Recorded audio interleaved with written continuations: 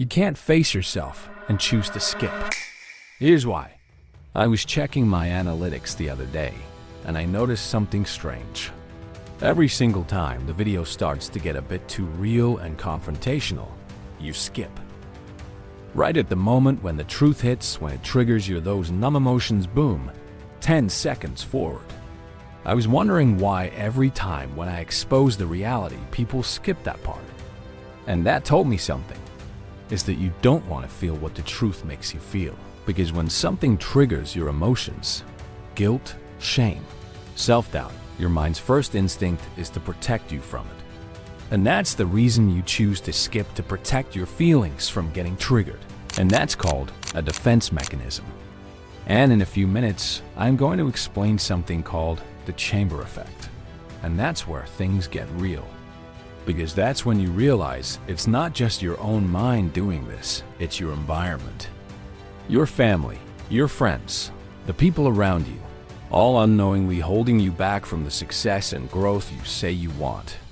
But before we go there, let's understand why this happens in the first place. The human mind doesn't like emotional conflict. It wants consistency, even if that consistency means staying stuck.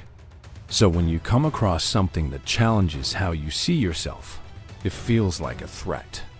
Not to your body, to your identity.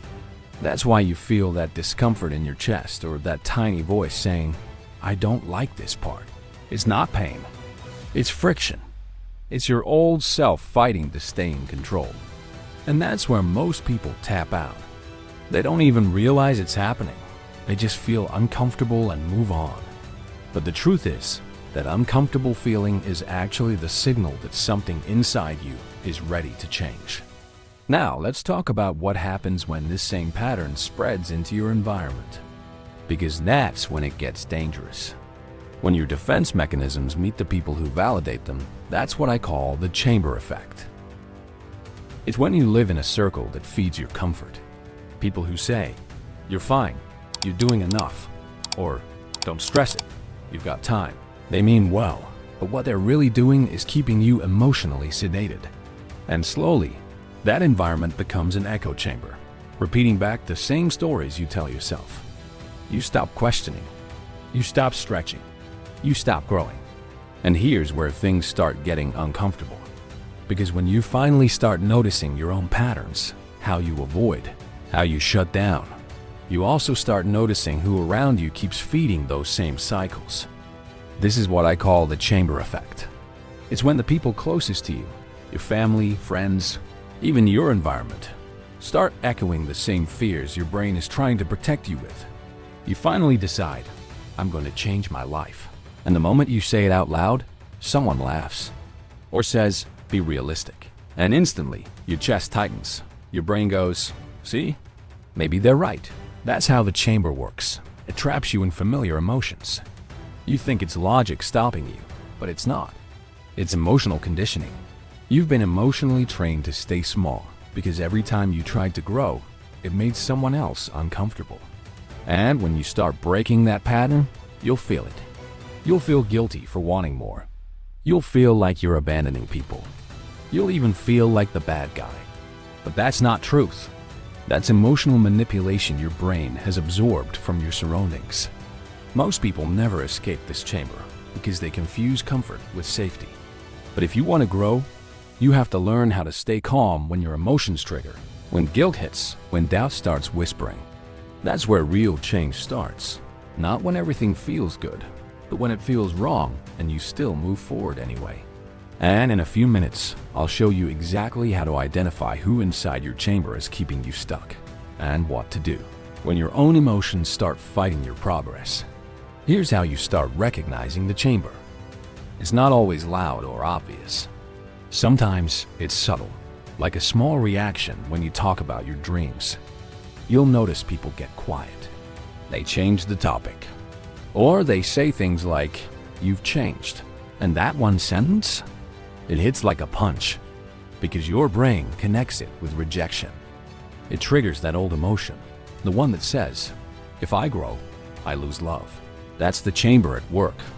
It doesn't keep you stuck with chains. It keeps you stuck with feelings. You start shrinking your ideas. You stop sharing your wins.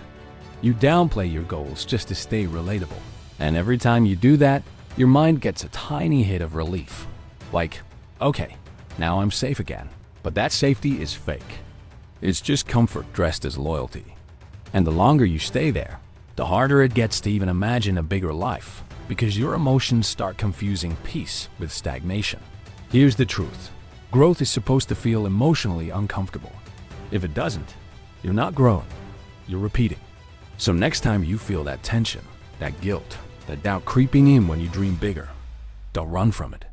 That's your signal that you're touching the edge of your chamber. Stay there. Feel it. Don't fight it.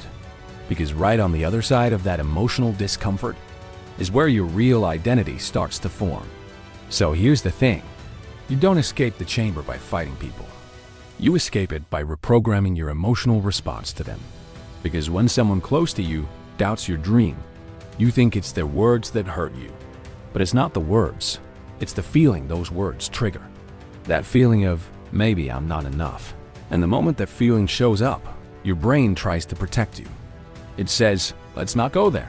It shuts down your ambition so you don't feel that emotional sting again. But once you see it happening, you start taking the power back. Next time your friend says, bro, don't overthink. Just chill. Pause. Don't argue. Don't explain. Just notice how your body reacts. That tiny discomfort, that's your emotional programming showing itself. And instead of avoiding it, you stay with it. Because when you stay with it, you're teaching your brain, I'm safe even when I feel this. That's how the reset starts. Not by cutting people off, but by cutting off the emotional control they have over you. You'll still love them. You'll still talk to them. But internally, something shifts. You stop needing their emotional permission to move forward. That's when your drive becomes yours again. And you realize it was never them holding you back. It was your reaction to them. And once you see it, you can't unsee it. You start catching every small moment your emotions try to pull you back. That hesitation before you post something. That discomfort when someone questions your plan. Those are not signs to stop. They're signs that you're rewiring. Because growth doesn't always feel good.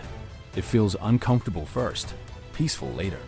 And the ones who learn to sit in that discomfort, they're the ones who outgrow everything that ever limited them. So next time you feel that emotional resistance, don't escape it. Just breathe. You're not breaking down. You're breaking through. This isn't just content for the sake of content. If even one of you watching this actually changes something in your life after this, that's enough. That's the whole point. So if this made you think, subscribe.